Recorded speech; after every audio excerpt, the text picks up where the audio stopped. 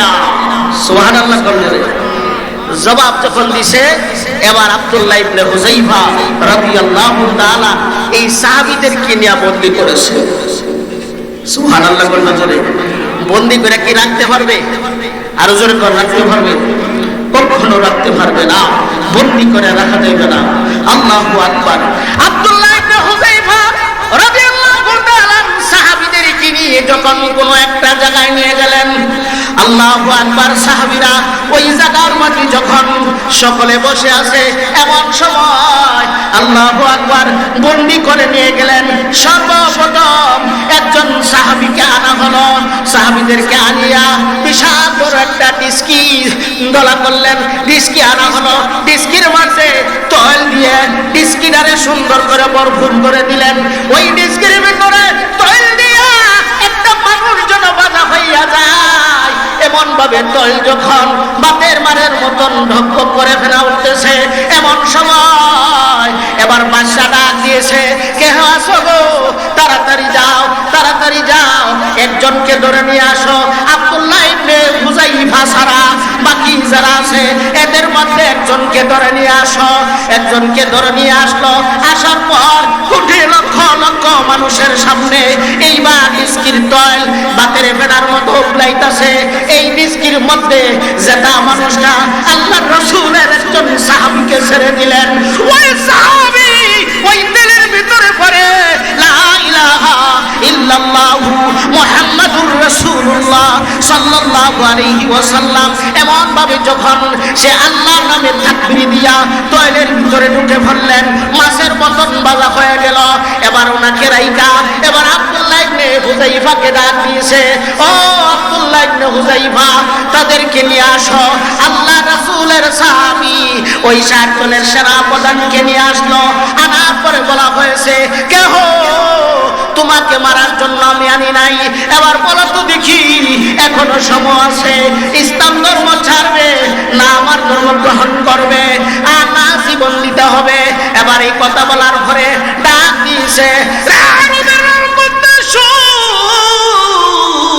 তুই যে বলেছ ইসলাম ধর্ম ছাড়ার জন্য, না না, ইসলাম ধর্ম আমি ছাড়তে পারবো না।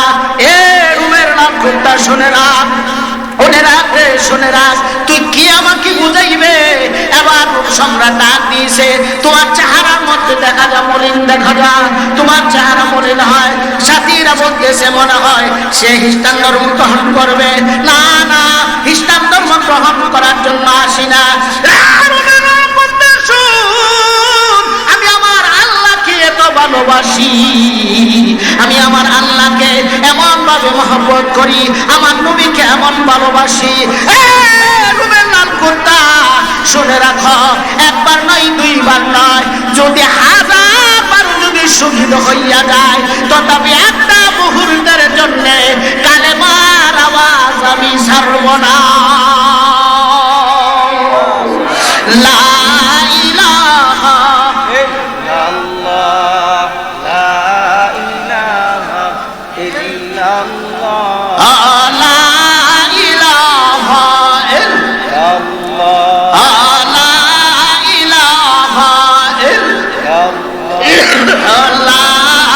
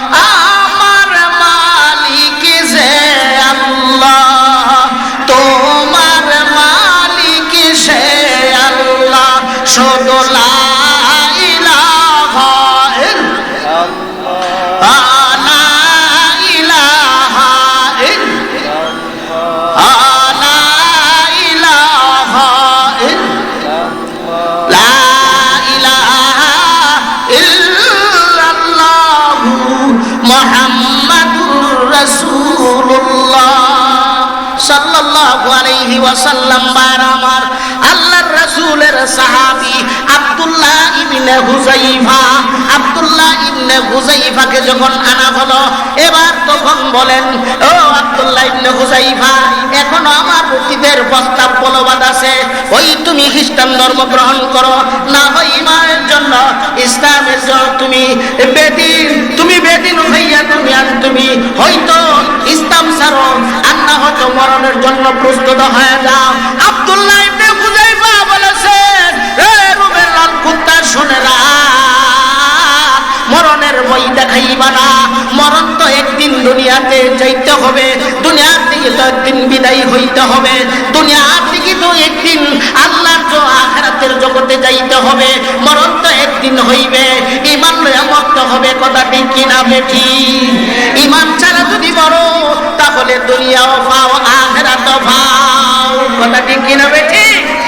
ঈমান নিয়ে মরবেন, ঈমান ছাড়া বেঈমান হইয়া কেউ মরবেন না। ঈমান দিয়ে যদি ঈমানদার হইয়া না মরেন, তাহলে কবর থেকে শুরু হয়ে যাবে ভয়াবহ আযাব। সেই জন্য আমার আল্লাহু আকবার, আল্লাহর রাসূলের সাহাবী আব্দুল্লাহ ইবনে হুযাইফাকে বলা হয়েছে, এখনো সময় আছে, আর না হয়তো মৃত্যুর জন্য প্রস্তুত হয়ে যাও। এবার আব্দুল্লাহ ইবনে হুযাইফা ডাক দিয়েছে, এ শোন শোন, মরণের ভয় আমাকে দেখাইবে না। এবার দেখা যায় আল্লাহর কুদরত বোঝা যায় না। আব্দুল্লাহ ইবনে হুযাইফা সাহাবীদেরকে নিয়ে জেলের মধ্যে ঢুকায়া দিল। জেলের মধ্যে ঢুকায়া বলছে, এদেরকে জেলের মধ্যে ঢুকাইছি আরো কিছুদিনের জন্য, যদি সে খ্রিস্টান ধর্ম গ্রহণ করে তাহলে তাদেরকে চারা ছাড়িয়ে দেওয়া হবে, আর না হয়তো জেলের ভিতরেই মারা হবে এবং তাদেরকে দল দিয়া বাধা করিয়া দুনিয়া থেকে বিদায় করে দিব। জোরে সোরে কন্যা নাউজুবিল্লাহ। জেলের ভিতরে ঢুকাইলেন, আর জেলদারকে বলা হয়েছে খানা পিনা বন্ধ, খাওয়ান দেওয়া যাবে না, তবে খাওয়ান এমন সময় দিবা যখন দেখবা ময়রা যা যা বাপ। এবার শেষ মুহূর্তে ডাক্তারও দেওয়া হয়েছে, পরীক্ষা করে দেখেছে, কয়েকদিন যাওয়ার পর বলা হয়েছে এখন যদি খানা না দেওয়া হয় তাহলে মরে যাবে। তখন বাদশার কাছ থেকে অর্ডার হয়েছে, কি দিবা খানা? খানা দেওয়া হলো শুকরের গোশত। নাউজুবিল্লাহ। কিসের গোশত? আর পানি দেওয়া হলো মদের পানি, মদ মিশ্রিত পানি দেওয়া হলো। আর যে খানা দিব তাকে বলা হয়েছে, তুমি বলবা এটা হলো শুকরের গোশত আর এটা হলো মদ মিশ্রিত পানি। নাউজুবিল্লাহ। ও আমার প্রাণের বাবা, যখন এদের সামনে না হলো খানা, আব্দুল্লাহ ইবনে হুযাইফা সাহাবীদেরকে বলা হয়েছে এটা হলো মদ মিশ্রিত পানি আর এটা হলো শুকরের গোশত। আব্দুল্লাহ ইবনে হুযাইফা কয়েকদিন যাবত উপবাস, একবারে স্তব্ধ হয়ে গেছে, দুনিয়ার থেকে মনে হয় বিদায় হয়ে যাবে। এই অবস্থায় দিকে তারা খানা পিনা নেওয়ার জন্য প্রস্তুত। এই কথা বলার সঙ্গে সঙ্গে আব্দুল্লাহ ইবনে হুযাইফার জবান আল্লাহ বলে দিয়েছে। জোরে সোরে কোন সুবহানাল্লাহ। একটু জিকির করেন লা ইলাহা